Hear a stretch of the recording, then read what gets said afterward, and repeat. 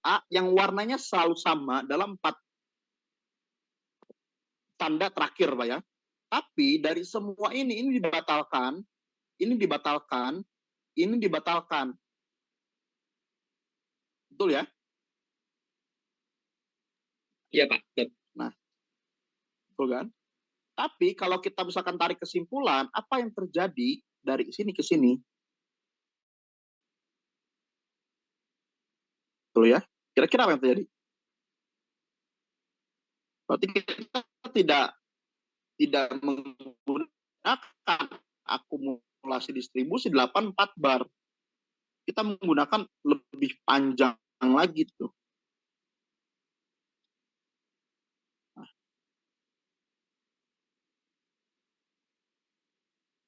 ini tren terakhir dari sini sampai terakhir di sini.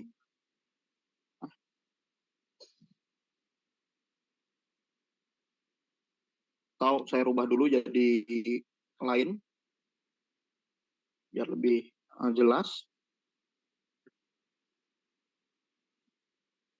Kolom saja deh. Nah, kira-kira dalam hal seperti ini dia ada akumulasi enggak?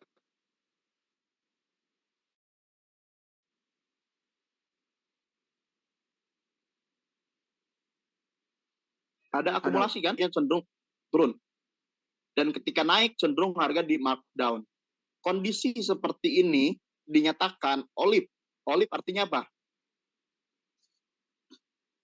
4 kali OLIP artinya apa tuh? OLIP itu smart money berusaha keras menaikkan Mendorong harga. harga naik. Money berusaha keras menaikkan harga. Jadi importnya udah banyak untuk si BJTM ini. Smart money berusaha keras menaikkan harga. Kalau kita misalkan mau buat skematik, ini kan udah jelas nih. Berarti dia dalam bentuk base yang dimana dia tinggal menunggu yang namanya rally. Itu loh. Kalau dari tanda-tanda skematik yang ada, tidak ada satupun dinyatakan skematik ini adalah drop. Ini skematiknya drop ya. Drop. Base. Kenapa tidak dinyatakan drop? Karena tidak ada muncul PSA Sigen. Yang terakhir itu ya smart money berupaya keras menaikkan harga. Maka drop, base, rally. Ini udah paling logis untuk si BJTM. Sampai mana dia rally-nya, nah itu yang jadi pertanyaan gap di sini aja gitu loh. Secara visual ya. Atau bisa jadi Pak dia sampai supply area. Tapi intinya BJTM drop, base, rally. Base-nya sepanjang ini ya silahkan dipertimbangkan untuk rekan-rekan.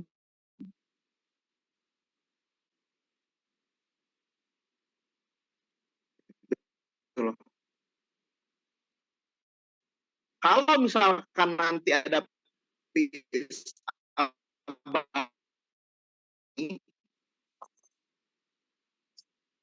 ada break ya, trennya baru kita bisa bahwa base drop dengan skema yang baru tadi skemanya belum ya, berarti kita bisa anggap ini masih drop base. Terima kasih, Pak.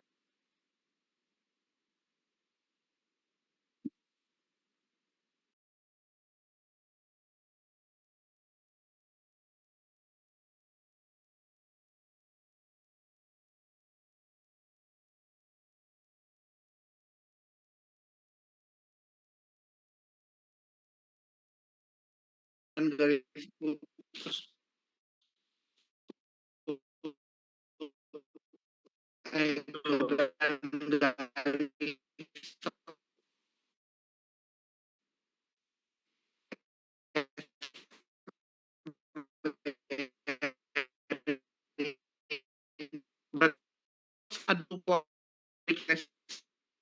resisten di mini, di di mini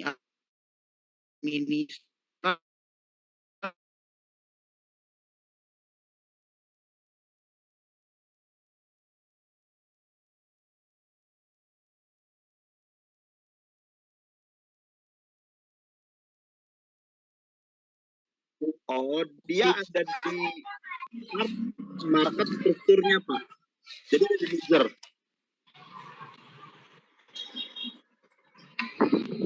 Ini adanya di lower high, ini kan adanya di minor trend.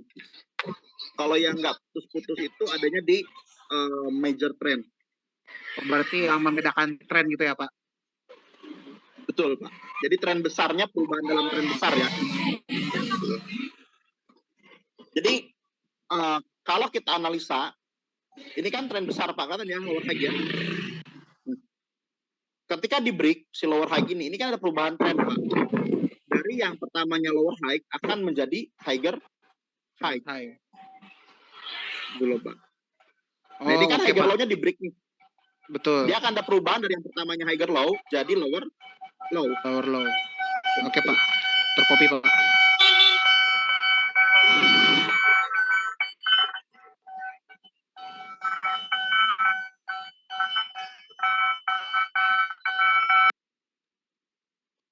Nah, jadi ini maksud saya untuk kita semua ya, bahwa sebetulnya indikator esoterik itu udah menyesuaikan. Dia bisa menganalisa perubahan tren besar. Contoh, ketika dia berubah lower high ini di break, Pak, kelihatan ya? Dia kan potong nih. Ini kan ada kemungkinan perubahan tren besar. Tapi dalam tren-tren kecil saya tidak memperhatikan gitu loh. Kayak tren-tren kayak kecil seperti ini ya. Ini kan biasa disebutnya minor trend. Biasa juga disebut tren-tren yang nggak terlalu penting. Tapi sebetulnya penting gitu loh ya. Karena biasanya memang minor trend ini menjadi tempat entry kita. Tapi untuk kita perhatikan tren secara utuh, saya mau rekan-rekan langsung lihat tren besar aja untuk mengetahui bahwa ini tren sedang apa. Gitu, langsung aja ke pada sisi terakhir higher high atau langsung lihat lower high seperti ini. Berarti kan seperti ini kan sedang bearish trend. Gitu loh. Skematiknya seperti apa tadi jelas, drop, base, rally gitu kan. Harusnya rally nih. Seperti itu. Silakan ada lagi emiten yang lain? 7 menit terakhir.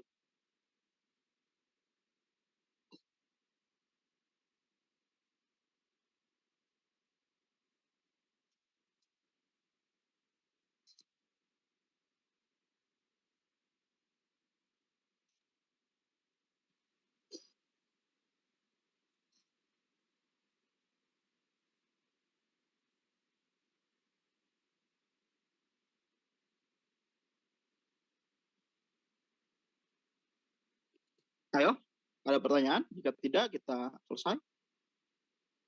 Oke, tower. Info, Pak. Tower, info, boleh kita cek semua ya. Tower dulu. Nah, ini tower. Terakhir itu kita perhatikan ini ya. Nah, ini jadinya stock pick malah. Bagus. Ini kan dia PSA terakhirnya base lagi. Drop. Skematiknya kan. Kita perhatikan didukung dengan ini. Drop. Dan ternyata di sini dia nge-base beratnya. Dan dia digagalkan dengan PSA yang ini. Ini rally trend gitu loh ya. Rally. R. Ini base. Harusnya itu seperti ini. Oke. Ini dekat lagi 1045 ke 1095. 1100 dapat lah ini sampai perisai. Nah, ini contoh si tower harusnya dia bentuk base dan rally. Kunciannya ada di sini. Dinyatakan gagal ketika ada PSA baru yang muncul atau dia candlestick di PSA yang dia muncul itu di break. Oke. Terus info.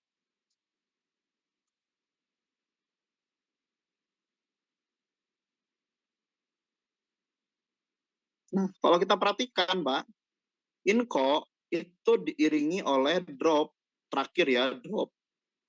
dan dia ditunjukkan oleh si PSA. Drop-nya masih ada. Base-nya, skematik ini kita belum dapat dia mau kemana.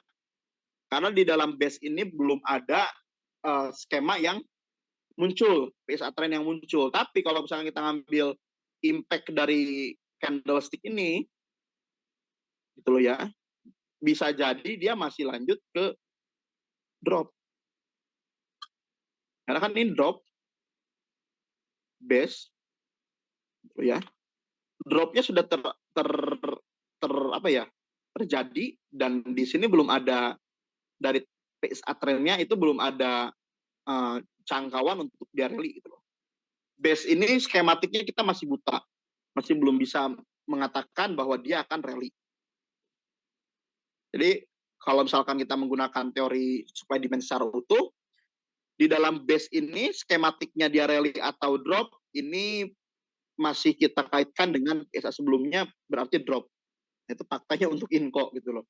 Tapi mungkin untuk analisa yang lain bisa dikomparasikan, tidak seperti itu, ya itu lain cerita. Tapi ini dalam disiplin supply and demand ya, seperti itu. Saya kira UNPR. Nah, UNPR juga sama kan? Drop, ada PSA dibantu, dia drop juga, base-nya masih nggak jelas nih. Drop lagi kan? Nah ini kita skematiknya nggak bisa buat sebetulnya. Tapi kalau misalnya kita mau ngambil kesimpulan yang di sini, maka ya bisa masih drop gitu loh. Kalau misalkan kita ambil kesimpulannya melupakan PSA dan menggunakan akumulasi distribusi, bisa jadi ini rally gitu loh. Tapi tadi PSA trend setelah kita pahami hari ini itu akan melengkapi dari si akumulasi distribusi. Gitu loh ya. Kemarin kita melakukan skematik dengan akumulasi distribusi, sekarang kita sempurnakan ditambahkan dengan PSA trend. Jadi ini berkaitannya erat. Gitu loh. Jarang ya yang akumulasi di sini, terus di sininya belum skematiknya belum ada dukungan tren dari PSA untuk rally atau untuk drop, itu biasanya dia trennya cenderung ya anomali dulu. Kecuali memang emitennya seperti yang bottom terakhir itu. Tower, Arto misal.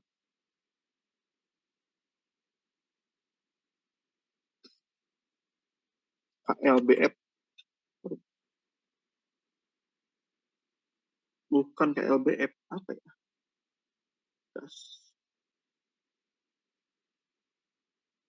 Nah, drop, base, bread naik gas nih. Terus dia turun lagi kan? Seiring ininya berlalu. Terus ada PTBA.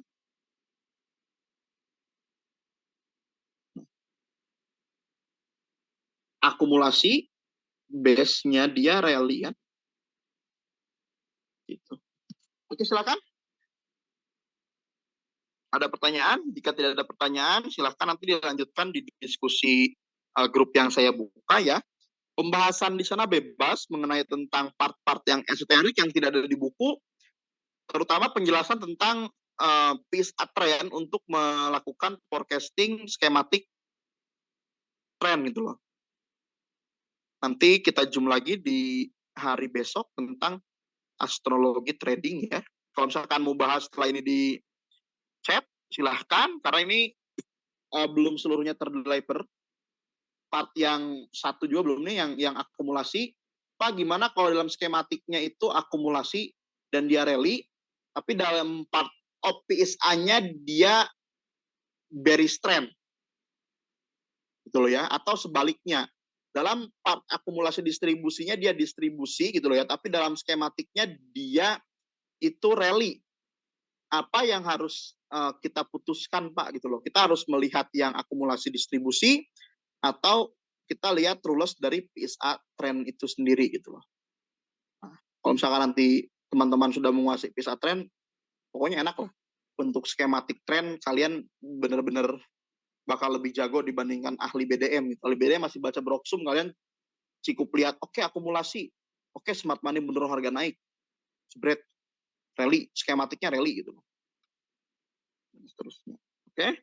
Terima kasih untuk pertemuan malam hari ini. Jika ada salah-salah kalimat kata, mohon maaf besar-besarnya. Assalamualaikum warahmatullahi wabarakatuh.